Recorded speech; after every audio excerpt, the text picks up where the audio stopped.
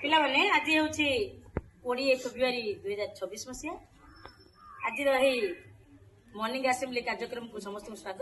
ଆଜିର ଅନୁଚିତାଟି ମା ଅନୁଚିତାଟା କଣ ହେଲା? ସମ୍ମାନ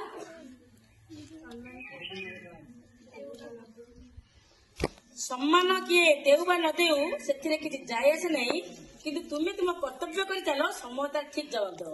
ବାସ୍ତବିକ ସମ୍ମାନ ଗୋଟେ ଏମିତିଆ ଶବ୍ଦ, ତାକୁ କେତେବେଳେ ଜଣେ ପାଏ ନା ନିଜର ଭଲ ଗୁଣ ଆଉ ଭଲ କର୍ମ ପାଇଁ ହିଁ ପାଏ।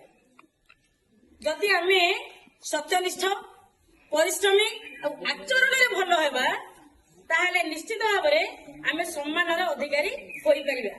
ଆମେ ଯଦି କେବଳ କଣ ଭିକ ମାଗିଲା ଭଳିଆ ସମ୍ମାନ କାହାକୁ ମାଗିବା, କେହି ସମ୍ମାନ ଦେବେ ନାହିଁ। ସମ୍ମାନ ପାଇବାକୁ ହେଲେ ଆମକୁ ସେଇଭଳି ଆମର କର୍ମରେ ଆଉ ଆଚରଣରେ ଭଲ ହବା ପାଇଁ ପଡିବ। କିନ୍ତୁ ପ୍ରଥମ ଅବସ୍ଥାରେ ତୁମକୁ କଣ ନା କେତେ ଉପହାସର ଶିକାର ହେବାକୁ ପଡେ, ଅବହେଳିତ ହେବାକୁ ପଡେ। କିନ୍ତୁ ତୁମର ଯଦି କର୍ମ ଠିକ ଥିବ, ତୁମର ଯଦି ଆଚରଣ ଠିକ ଥିବ, ନିଶ୍ଚିତ ଭାବରେ ସମୟ ତୁମକୁ ସମ୍ମାନ ଦବ।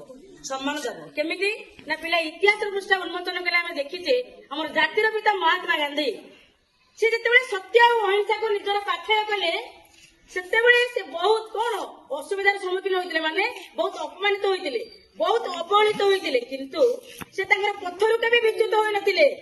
ସିଏ ସେଇ ସତ୍ୟ ଆଉ ଅହିଂସାକୁ ମାର୍ଗ କରି ଆମ ଭାରତ ବର୍ଷକୁ ସ୍ୱାଧୀନ କରିବାର କଣ ଗୋଟେ ମୁଖ୍ୟ ଭୂମିକା ଗ୍ରହଣ କରିଥିଲେ।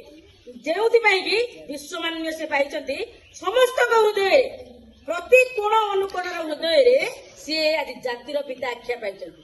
ତେଣୁ ସିଏ ସମ୍ମାନ ପଛରେ ଗୋଡେଇ ନଥିଲେ, ସେ ସମ୍ମାନ ଦିଅ ଦିଅ କହିନଥିଲେ, କିନ୍ତୁ ତାଙ୍କର ଯୋଉ ଆଚରଣ ଆଉ ଗୁଣ ହିଁ ତାଙ୍କୁ ବିଶେଷ କରି ସମ୍ମାନର ଅଧିକାରୀ କରିଥିଲା। ତେଣୁ ହେ ମୋର ଛୋଟ ଛୋଟ ପିଲାମାନେ, ଆସନା ଆମେ ନିଜର କଣ କର୍ତ୍ତବ୍ୟ ପଥକୁ ଆଗେଇବା ପାଇଁ ସତ୍ୟନିଷ୍ଠ ହବା, ପରିଶ୍ରମୀ ହବା ଆଉ ସତ୍ ପଥରେ ଚାଲିବା। ତାହେଲେ ଦିନେ ନା ଦିନେ ସମ୍ମାନ ଆମ ପଛରେ ନିଶ୍ଚିତ ଆସିବ, ସମ୍ମାନ ଆମେ ଅଧିକାରୀ ହୋଇପାରିବା। ଧନ୍ୟବାଦ।